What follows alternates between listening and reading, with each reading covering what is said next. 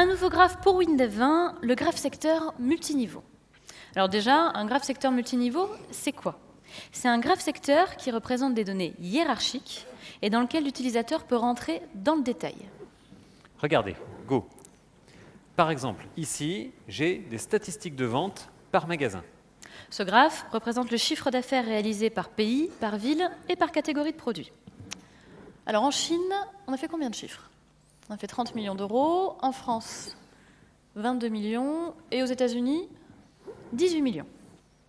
Et là, l'utilisateur, il peut rentrer dans le détail du graphe. Par exemple, je ne veux voir que la France. Je clique sur France et le graphe se redessine avec le détail du chiffre d'affaires pour la France. Donc là, je vois immédiatement que 50% de mon chiffre est fait sur le magasin de Paris. Et ici, en plus, j'ai un niveau de détail supplémentaire qui apparaît, et donc il m'affiche le détail pour chaque catégorie de produits. Et pour revenir en arrière, il suffit de cliquer au centre du graphe. Alors ça, c'est l'utilisation classique du nouveau graphe secteur multiniveau, l'affichage de statistiques hiérarchiques.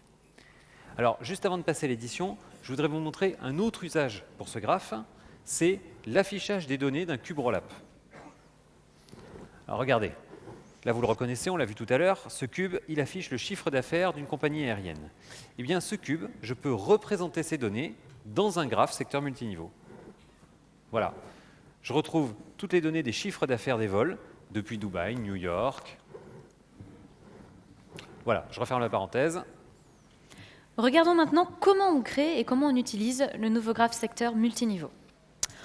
Alors déjà, vous vous en doutez, pour le créer, il suffit de créer un champ graphe et de sélectionner secteur multiniveau.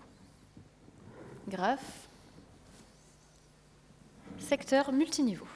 Et pour le remplir, on utilise la nouvelle fonction WLangage GR-SMN ajoute données. SMN pour secteur multiniveau. Alors, ce qu'il faut savoir, c'est qu'un graphe secteur multiniveau, il se remplit comme un arbre ou comme une table hiérarchique. En fait, il se remplit de manière arborescente.